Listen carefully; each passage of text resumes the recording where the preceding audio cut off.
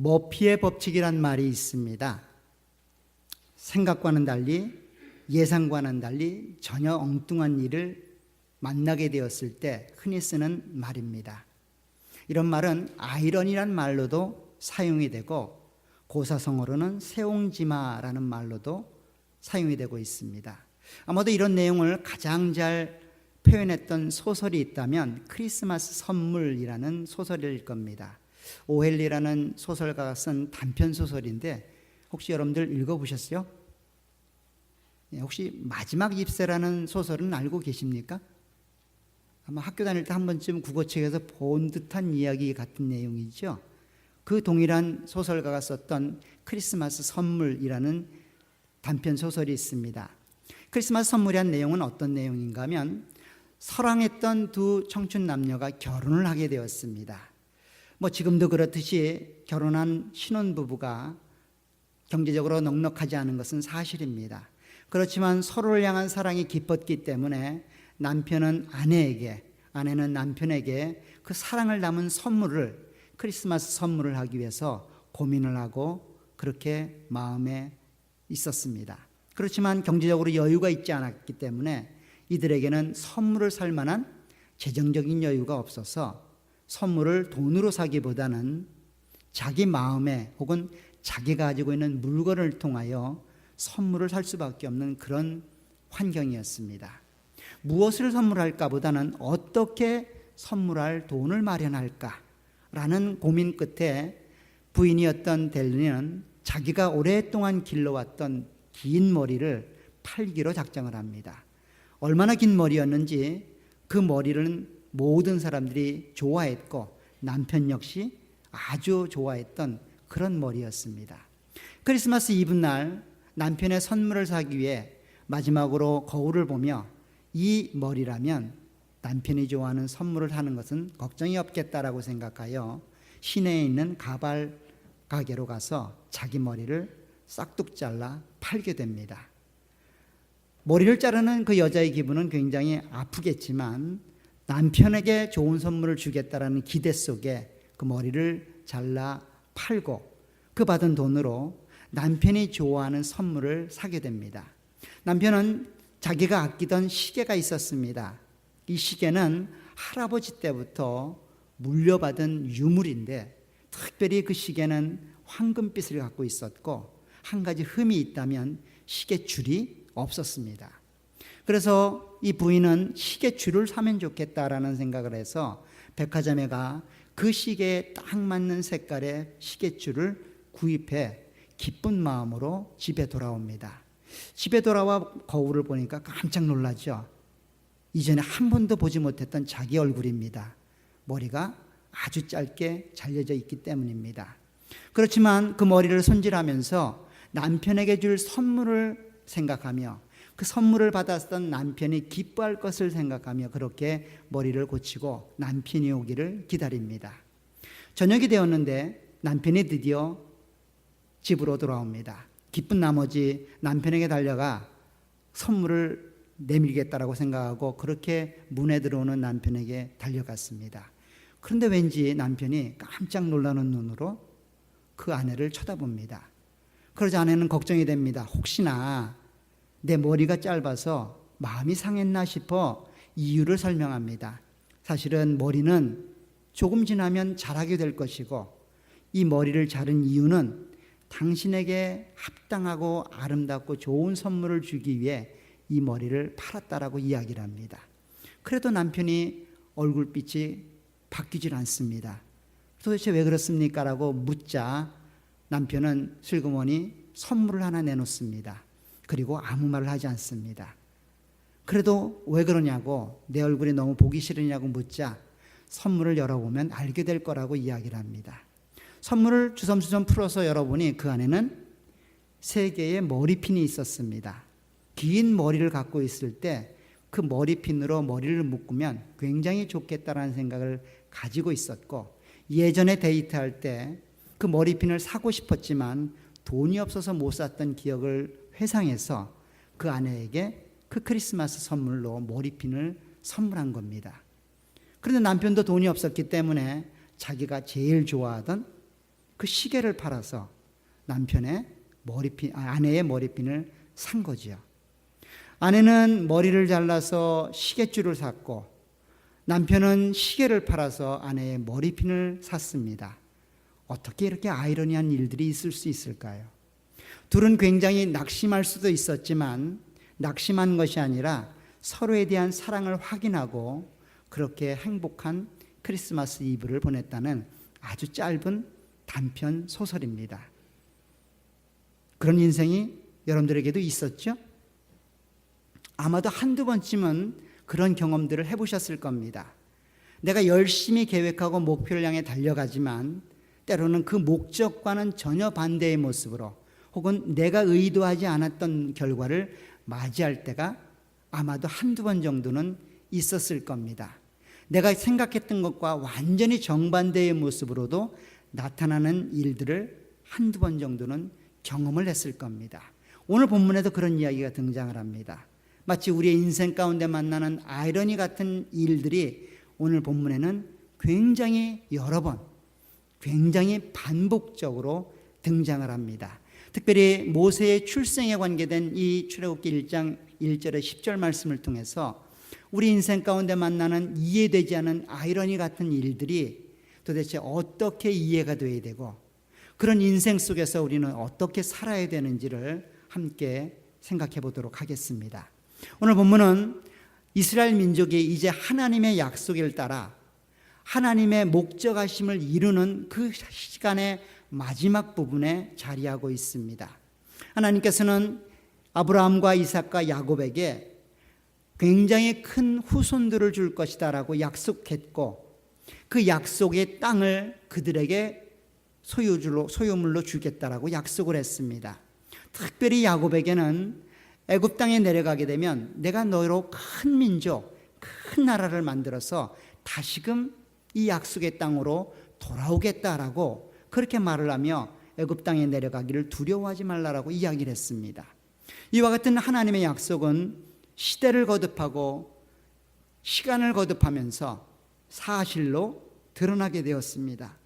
지난 시간에 살펴봤던 것처럼 요셉이라는 한 인물을 기억했던 애굽의 선대를 통하여 이스라엘 민족은 유례없었던 성장과 유례없었던 부흥을 경험하게 됩니다.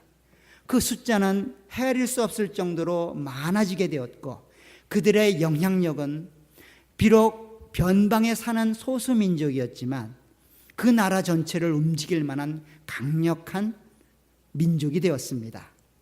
이러한 상태에 도달하게 되자 애굽 민족은 그 두려움의 상대로 이스라엘 민족을 생각하게 되었고 그들에게 핍박과 어려움들을 할 수 있는 한 최선을 다하여 그들에게 퍼부었습니다. 그런데 아이러니하게도 핍박이 가해지면 가해질수록 고난과 어려움이 그들에게 주어지면 주어질수록 그들의 숫자는 점점점 늘어납니다. 그들의 영향력은 점점점 커집니다. 어찌할 수 없는 상황이지요. 어찌할 수 없는 상황입니다. 그래서 마지막으로 바로가 명령을 내리는데 그 명령은 바로 남자아이는 이후 여하를 막론하고 나일 강가에 던져버리라는 겁니다. 물에 빠져 죽든 악어의 밥이 되든 나일 강가에 버려 그 아이로 죽음을 맞이하게 하라는 겁니다. 그리고 딸들은 살려두라는 마지막 왕의 명령을 내리게 됩니다. 오늘 22절을 보시기 바랍니다. 1장 22절에 보면 애굽 왕이었던 바로가 이렇게 이야기를 합니다. 그러므로 바로가 그의 모든 백성에게 명령하여 이르되 아들이 태어나거든 너희는 그를 나일강에 던지고 딸이거든 살려두라 하였더라. 이 마지막 명령이 오늘 본문의 배경이 됩니다. 이 마지막 명령을 전해드렸던 히브리 민족 그리고 애굽 사람들이 오늘 본문에서 이야기되는 내용의 배경적으로 주어지고 있습니다. 그런데 이와 같은 왕의 명령과는 달리 히브리 민족은 여전히 부흥하게 되고 여전히 큰 민족을 만들게 되고 여전히 강력한 나라가 만들어져 가고 있습니다. 사실 1장 하반절에 보게 되면 두 여인 시부아라는 여인과 부아라는 그 산파를 통하여 하나님을 경외하고 하나님의 명령을 따랐던 이 두 여인의 그 하나님을 향한 믿음과 헌신을 통하여 히브리 민족이 점점점 생명을 유지해 나가는 것들을 보게 되었고, 오늘 본문에서는 비록 이름은 드러나지 않지만 세 명의 여인을 통하여 그 역사가 진행되고 있습니다. 이름이 드러나지 않는 이 세 여인들의 헌신과 사랑, 그리고 하나님을 섬기는 마음에 의해서 하나님의 백성이 유지되고 있다는 사실입니다. 참으로 아이러니한 것은 아들을 죽이라고 했고 딸을 살리라고 했는데 그 살아난 딸들이 아들을 살리고 있다는 겁니다. 굉장히 아이러니하죠. 근데 더 아이러니한 것은 오늘 본문에 그들의 이름이 하나도 기록되지 않는다는 겁니다. 그들의 이름이 하나도 기록되지 않고 익명으로 기록이 되고 있고, 주인공이었던 모세라는 이름은 이 본문의 말미에 가서 한 번 딱 등장을 합니다. 모세 역시 익명의 아이로 그렇게 등장을 합니다. 아기라는 말로 그렇게 등장을 하여 남자 아기들이 생명을 유지하고 있음을 그렇게 써내려가고 있습니다. 사실 본문을 자세히 집에 가서 한번 읽어보시면 아기라는 말이 7번 등장을 합니다. 1장 하반절에서 보게 되면 산파라는 말이 7번 등장하므로 하나님을 경외했던 사람을 통하여 하나님의 역사가 완전하게 실현되는 이야기를 기록했던 저자는 이제 2장의 초두에 들어오면서 아이를, 특별히 남자아이를 죽이려고 했던 그 바로의 명령이 철저히 거부되고 철저히 실패로 끝나는 일들을 악이라는 7번의 기술을 통하여 우리 가운데 설명하고 있습니다. 더 놀라운 사실은 그러한 일들이 일어나고 있는 이 시점에 하나님의 이름조차 기록되지 않는다는 거예요. 하나님이 일하고 계신데 하나님조차 이름을 기록하지 않고 있다는 겁니다. 결국 아이러니 같은 인생을 사는 우리들에게 때로는 운이라고 이야기하고 때로는 기회라고 이야기하는 수많은 내용들이 사실은 하나님에 의해서 하나님의 철저한 섭리 가운데 일어나는 일들임을 오늘 본문을 통해서 우리는 알 수 있게 될 겁니다. 그 첫 번째 바로의 명령이 거부된 일은 어머니였던 한 여인의 하나님을 향한 사랑 때문에 일어나게 됩니다. 오늘 1절을 보게 되면 레위 가족 중 한 사람이 가서 레위 여자에게 장가들었다라고 이야기합니다. 사실 우리가 잘 아는 것처럼 모세의 아버지는 아므람이고 모세의 어머니는 요게벳입니다. 민수기에 가보면 이 이름이 등장을 하는데 특별히 여기서는 아버지의 이름도 어머니의 이름도 기록하지 않습니다. 그냥 한 남자, 한 여자가 만나 결혼하게 되었고 그 지파는 레위 지파였다라는 정보만 우리 가운데 줍니다. 그런데 그 여자가 임신하여 아들을 낳았다고 이야기를 합니다. 2절에 보시면 그 여자가 임신하여 아들을 낳으니 그가 잘생긴 것을 보고 석 달 동안 그를 숨겼다라고 이야기합니다. 아이를 낳았는데 우리가 잘 아는 것처럼 이건 세 번째 아이입니다. 첫째 아이가 아니고 제일 큰 아이가 누나였던 미리암이고 둘째가 누구죠? 모세의 형 아론. 이름은 아시네요. 그죠? 둘째가 아론이었고 셋째가 모세입니다. 근데 모세가 태어난 이때를 이야기하고 있습니다. 그런데 태어난 아이가 얼마나 아름다웠는지 그 아름다움에 취하여 엄마가 아이를 킵하기로 결정했답니다. 아무리 생각해봐도 좀 그런 것 같아요. 그죠? 신생아가 얼마나 아름다우면 아름다웠겠어요. 그죠? 신생아보다는 3개월 된 아이가 더 이쁘지요. 안 그렇던가요? 이목구비를 봐도 그렇고 움직이는 걸 봐도 그렇고 아이가 자라가면 자라갈수록 더 또렷하고 더 분명해지는 것이 사실입니다. 그런데 오늘 이 어머니는 아이가 태어났고 태어난 아이를 보자마자 그 아름다움에 취해서 아이를 살리기로 했다는 겁니다. 이 살리기로 했다 이 말은 단순히 어머니로서 자녀에 대한 사랑 때문에 살린다 그 이상의 의미입니다. 목숨 걸고 바로의 명령을 거역하는 겁니다. 지금 아이를 살리겠다 이 말은 내 목숨 내걸고 지금 아이를 살리겠다는 겁니다. 그런데 그냥 아이가 잘생긴 것 보고 그 마음 안에 동하여 어머니가 아이를 킵했을까요? 물론 어머니가 자녀를 향한 사랑이 얼마나 큰지는 우리가 다 압니다. 그렇지만 오늘 본문에 보여준 이 내용은 단순히 어머니가 자녀를 사랑했던 그 마음보다는 또 다른 어떤 면들이 있지 않았을까라는 생각을 해보게 됩니다. 특별히 히브리서 11장 23절에 가보게 되면 이와 같은 내용을 히브리서 저자는 그렇게 적고 있습니다. 히브리서 11장 23절을 보세요. 신약성경 366쪽입니다. 믿음으로 모세가 낳았을 때에 그 부모가 아름다운 아이임을 보고 석 달 동안 숨겨 왕의 명령을 무서워하지 아니했다라고 말합니다. 결국 어머니였던 이 여인의 아이를 향한 마음은 믿음에서 시작된 것이다라고 이야기합니다. 단순히 어머니로서 모정에 끌려 아이를 살린 것이 아니라 하나님을 향한 믿음이 근거가 되어져서 그 믿음을 통하여 아이를 살리기로 결정했다는 겁니다. 더 분명하게 말하면 왕의 명령을 거부하고자 하는 그 마음의 근저에는 하나님을 향한 믿음이 있었다는 겁니다. 비록 내가 이 아이를 지킴으로 죽는다 할지라도 그 믿음 때문에 이 아이를 지키겠다는 겁니다. 그 지킨 그 믿음이 그 믿음의 눈으로 바라보니 이 아이가 아름다웠다라고 이야기하고 있습니다. 그런데 사실 이 아름다움도 단순히 인간적인 모습에서의 아름다움이 아니라 하나님이 보시기에 아름다운 것이었다라고 우리는 알게 됩니다. 사도행전 7장에 가게 되면 이 동일한 내용을 스데반 집사는 이렇게 쓰고 있습니다. 사도행전 7장 20절입니다. 그때에 모세가 낳는데 하나님 보시기에 아름다운지라 그의 아버지 집에서 석 달 동안 길리더니 라고 말합니다. 믿음으로 아이를 킵했던 그 아름다움은 단순한 인간적인 모정에 의해서 받게 되는 그런 아름다움이 아니라 하나님이 보시기에 아름다웠기 때문에 그 아이가 아름답게 보인 겁니다.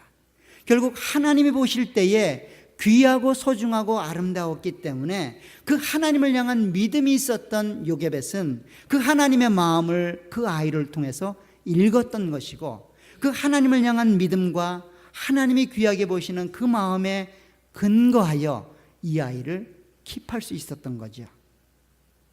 이해하시죠? 아이를 사랑하는 어머니의 심정도 무한에 존재하고 있겠지만 요게벳의 마음속에는 하나님을 믿고 따라가고 하나님이 요구하시는 일들을 감당하겠다라는 그런 믿음에 근거하여 이 아이를 지키고 숨겼다는 겁니다.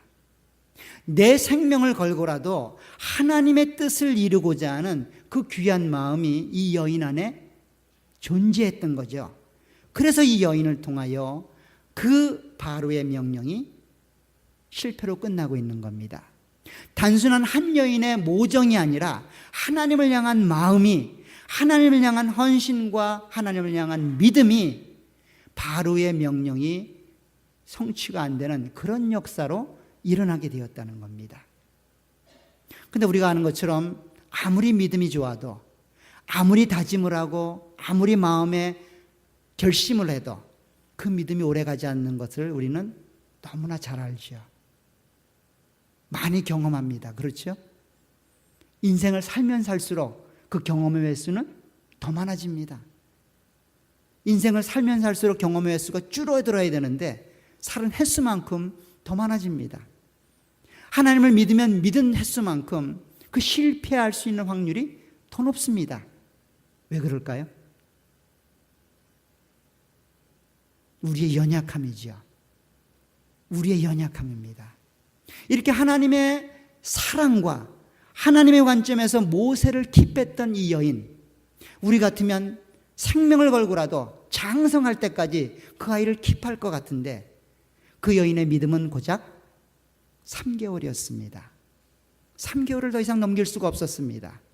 왜 못 넘겼을까요? 믿음의 한계가 온 거죠. 더 이상 킵했다가는 다 죽게 되었습니다. 그래서 어쩔 수 없이 아이를 나일강에 버리게 되는 겁니다. 그것이 오늘 본문에 그대로 등장을 합니다. 오늘 본문을 보게 되면 3절에 보면 더 숨길 수 없게 되매 그를 위하여 갈대 상자를 가져다가 역청과 나무진을 칠하고 아기를 거기 담아 나일 강가 갈대 사이에 두었다라고 말합니다. 누가 이 여인을 욕할 수 있을까요? 어떻게 어머니가 저럴 수 있어? 저건 어머니도 아니야 라고 말할 수 있을까요? 우리의 모습이죠. 하나님을 향한 사랑, 하나님을 향한 헌신, 하나님을 향한 믿음, 어느 누구보다 내가 제일이다라고 그렇게 말하고 싶은데 삶을 살다 보면 나도 모르는 사이에 그 믿음이 사라져버리고, 삶을 살다 보면 나도 모르는 사이에 그 하나님이 머릿속에서 사라져버린 때가 한두 번이 아니었다는 것들을 우리는 알게 됩니다. 그러나 하나님의 역사는 그 여인의 믿음의 연약함으로 인하여 마무리되지 않습니다. 바울의 명령은 두 번째 익명의 여인을 통하여 계속 거부되고 있습니다. 그 여인은 누군가 하면 바로 바로의 딸입니다. 바로의 딸이 이렇게 이야기를 합니다. 5절에 보시면 바로의 딸이 목욕하러 나일 강가로 내려오고 시녀들은 나일 강가에 거닐 때에 그가 갈대 사이에 상자를 보고 시녀를 보내어 가져다가 열고 그 아이를 보니 아기가 우는지라 그가 그를 불쌍히 여겨 이르되 이는 히브리 사람의 아기로다 라고 이야기합니다. 잘 보세요. 바로의 딸이 매일같이 목욕하러 나일 강가로 내려왔을 때 그 나일 강가에 떠내려가는 아기 시체를 한두 번 본 게 아닙니다. 갈대 상자를 한두 번 본 게 아닙니다. 어쩌면 매일같이 죽어 떠내려가는 히브리 남자아이의 시체를 수시로 보았을 겁니다. 그런데 오늘은 달랐습니다. 오늘은 그 마음 안에 저 갈대 사이에 있는 그 나무 상자를 보고 싶어집니다. 그 아이를 데려옵니다. 갈대 상자를 열어보니 그 안에서 우는 아이가 있습니다. 그 아이를 보고 이 여인의 마음속에 불쌍한 생각이 듭니다. 불쌍한 생각이 들어요. 그래서 이 아이를 살려야 되겠다라는 생각이 듭니다. 저는 이 대목을 읽으면서 굉장히 웃었습니다. 잘 보세요. 바로가 명령을 내리고 있어요. 어떤 명령을 내리고 있습니까? 아이를 죽이랍니다. 남자아이, 특별히 히브리 남자아이는 다 죽이랍니다. 근데 그 명령을 정면으로 거부한 사람이 누구예요? 자기 딸이에요. 자기 딸이 거부를 하는 겁니다. 어떻게 해요? 히브리 아이임에도 불명하게 아는데도 불구하고 이 아이를 살려야 되겠다는 마음을 갖습니다. 그 말은 곧 뭡니까? 아버지를 거역해야 되겠다는 생각을 갖게 된 거예요. 바로의 딸이 미치지 않고는 이럴 수가 없잖아요. 그죠? 더군다나 처녀가 시집도 안 갔는데 그 아이를 아들 삼겠다. 우리 여기 결혼하신 우리 처녀분들 계신데 그런 생각이 올바른 생각이세요? 더군다나 공주가 하찮은 저 히브리 아이를 그렇게 불쌍히 여기겠답니다. 우습지 않으세요? 저만 웃음나요? 아니, 하나님의 역사를 지금 보세요. 하나님이 그 마음 안에 불쌍히 여기는 마음을 불어넣으셨어요. 하나님이 그 마음 안에 불쌍히 여기는 마음을 넣어서 아버지의 명령을 거역하게 만들었다고요. 하나님이 그 마음 안에 그 아이를 살려야 되겠다는 마음을 불어넣었단 말이에요. 그래서 그 여인이 아버지의 명령을 거역하고 있는 거예요. 한참을 웃다가 저는 울었습니다. 하나님의 열하심이 이러와 같은데 우리는 현실 속에 보여지는 일들로 그 하나님을 못 믿고 있잖아요. 하나님이 그렇게 이방의 여인, 그 세상의 왕이었던 왕의 딸이 하나님을 믿고 따라가도록, 왕의 명령을 거역하도록 하나님이 그렇게 역사함에도 불구하고 우리는 여전히 하나님을 믿고 따라간다고 하면서도 하나님을 의지하지 못하는, 하나님을 신뢰하지 못하는, 하나님의 역사를 경험했음에도 불구하고 여전히 마음속에 갈등하고 번민하고 하나님께 온전히 드리지 못하는 그런 삶을 우리가 살고 있잖아요. 여러분들은 아닐지 몰라도 저도 가끔은 그럽니다. 한없이 눈물이 나더라고요. 이게 여기 보면 요즘 재미있는 스카이캐슬 이런 것보다 훨씬 재미있지 않습니까? 어떠세요? 훨씬 스릴 넘치잖아요. 어떻게 이런 영화가 있을 수 있을까? 여러분들의 아버지가 그 일을 만들어 가십니다. 이 일을 완전하게 만드는 또 하나의 익명의 여인이 등장을 합니다. 그 여인은 바로 모세의 누나입니다. 자, 오늘 본문을 보게 되면 7절에 이렇게 나타납니다. 그의 누이가 바로의 딸에게 이르되 내가 가서 당신을 위하여 히브리 여인 중에서 유모를 불러다가 이 아기에게 젖을 먹이게 하리이까? 바로의 딸이 그에게 이르되 가라 하매 그 소녀가 가서 그 아기의 어머니를 불러오니 바로의 딸이 그에게 이르되 이 아기를 데려다가 나를 위하여 젖을 먹이라. 내가 그 삭슬 주리라. 여인이 아기를 데려다가 젖을 먹였다. 이것도 아이러니죠. 그렇지 않아요? 그죠? 어제까지 먹이던 자기 아들을 오늘 다시 찾았습니다. 이번에는 돈까지 받아요. 내 새끼 내가 젖 먹이는데 나라에서 돈을 주겠답니다. 누가요? 바로가 돈을 주는 거예요. 지금 어떤 바로였는데 이 아이를 죽이라고 명령했던 그 사람이 돈을 주면서 아기를 키우라고 한다고요. 이런 하나님을 우리가 믿고 있잖아요. 여러분들이 믿는 하나님이 이런 하나님이잖아요. 이 어머니에게는 굉장한 희노애락이 있었을 겁니다. 아마도 오늘 아침에 아이를 가을상자에 넣어서 나일강가에 띄울 때에 아마도 이 엄마는 이제 모든 것들을 포기했을지 모릅니다. 아마 마음속에 후회함이 있을지도 모르겠어요. 차라리 태어나자마자 버렸으면, 태어나자마자 바로의 명처럼 버렸으면 정이라도 안 들었을 텐데 3개월째 키워보니 더 떠나보낼 수가 없습니다. 그래도 내 능력이 부족해, 내 믿음이 연약해, 어쩔 수 없이 떠나보내야 되는 이 마음, 아마 한없이 울었을 겁니다. 땅을 치며 통곡했을지도 몰라요. 내가 믿음을 지켰는데 고작 결과가 이겁니까? 내가 그렇게 믿음으로 삶을 살았는데 결국 끝이 이겁니까? 하나님 너무하지 않습니까? 아마도 이런 마음으로 그렇게 울분을 하나님께 토했을지 모르겠어요. 그런데 그 다음날 돈을 가지고 오며 이 아이를 젖먹여 달라고 이야기합니다. 이전에는 두려움과 불안 속에서 아이에게 젖을 먹였습니다. 혹시나 소리가 날까봐 그렇게 조용조용 애지중지하며 그렇게 아이를 젖을 먹였는데 이제는 모든 게 자유로웠습니다. 아이를 키우는 게 공식적으로 허용된 겁니다. 더 나아가서는 바로의 보호를 받아가며 그 아이를 키우고 있는 거예요. 이게 인생의 아이러니 아닙니까?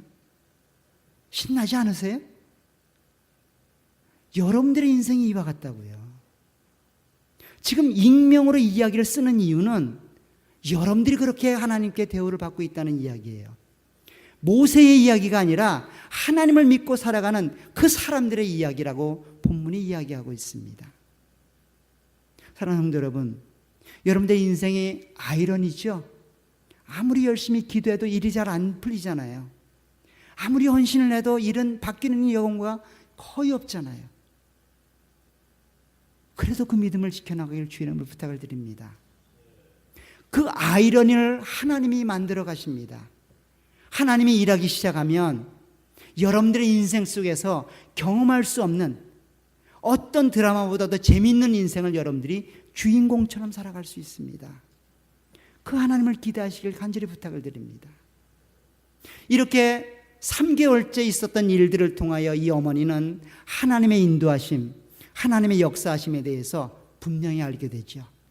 아이가 3살 혹은 5살이 될 때까지 아이를 양육하는 그 자유로움과 하나님의 은혜를 경험했던 이 여인은 이제 그 아이를 당당하게 보낼 수 있습니다.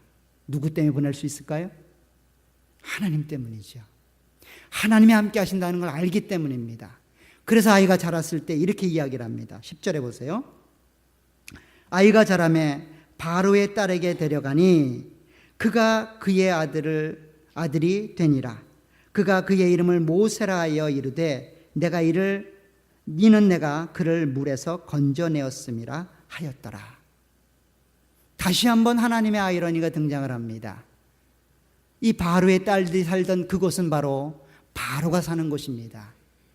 바로는 여전히 히브리 아이들의 남자아이들을 다 죽이라고 명령을 내리고 있고 그 명령 가운데 유지되고 있습니다. 그런데 당당하게 그 자리에 누가 가 있는 거예요? 히브리 아들이 가 있는 겁니다. 바로의 수하에서 모든 학문을 공부받고 모든 내용들을 공유하는 그런 하나님의 사랑이 그 안에서 실현되고 있습니다. 누가 키우는 겁니까? 바로가 키우고 있다고요. 바로는 알까요, 모를까요? 자기가 키우는 이 히브리 아이가 누구인지를 알까요, 모를까요? 모르죠. 모릅니다. 근데 하나님은 아시죠. 하나님은 아십니다. 여러분들 인생 가운데 만나는 크고 작은 많은 일들, 풀리지 않은 수수께끼들, 왜 내 인생 가운데 이런 일이 있어야만 하는가? 왜 우리 집에 이런 일들이 있어야만 하는가? 이해가 되지 않고 납득이 되지 않고 아직까지 설명되지 않은 수만 가지 일들 계속해서 여러분들 가운데 일어나게 될 겁니다. 그리고 마지막 때에 하나님이 그 일이 왜 일어나게 됐는지를 알게 되실 겁니다. 그리고 마지막 때에 하나님이 이루신 일이다라고 여러분들이 고백하시게 될 겁니다. 그 하나님을 향한 믿음을 끝까지 잡으시길 간절히 부탁을 드립니다. 잠깐 인생 속에 만나는 크고 작은 많은 일들 믿음으로 사시길 주의 이름으로 부탁을 드립니다. 믿음으로 최선을 다하시길 간절히 부탁을 드립니다. 인간적인 생각, 인간적인 경험, 인간적인 노력이 안 따를 수는 없지만 최선을 다하여 하나님의 마음으로, 하나님을 섬기는 믿음으로, 하나님을 따라가는 그 신앙으로 여러분들에게 주어진 길들을 감당하시길 간절히 부탁을 드립니다. 그러면 하나님이 이루어 가실 겁니다. 하나님의 아이러니를 통하여 여러분들 가운데 섭리하시는 하나님으로 여러분들이 경험하지 못했던 인생의 가장 황홀한 시간들을 맛보게 되실 겁니다. 그 하나님 안에서 기쁨을 누리시고 올 한 해가 하나님께 영광 돌리는 귀하고 아름다운 한 해가 되시기를 간절히 축원합니다. 기도하도록 하겠습니다. 하나님 아버지, 은혜와 은총을 감사를 드립니다. 하나님의 살아계심을 우리로 깨닫게 해 주옵소서. 하나님의 섭리하심을 우리로 알게 해 주옵소서. 하나님의 인도하심을 우리로 깨닫게 해 주옵소서. 우리의 눈이 어둡고 믿음이 연약하고 의지가 약하여 하나님, 그렇게 하나님을 망각하고 하나님을 외면하며 낭망되고 좌절할 때가 있음을 고백합니다. 우리를 불쌍히 여겨 주옵소서. 하나님을 바라보며 그렇게 믿음의 길들을 갈 수 있도록 은혜로 함께해 주옵소서. 하나님이 이루신 일들을 기대하고 소망하며 그렇게 우리에게 주어진 믿음의 길들을 끝까지 감당하는 저희들이 될 수 있도록 축복해 주옵소서. 예수님의 이름으로 기도합나이다. 아멘.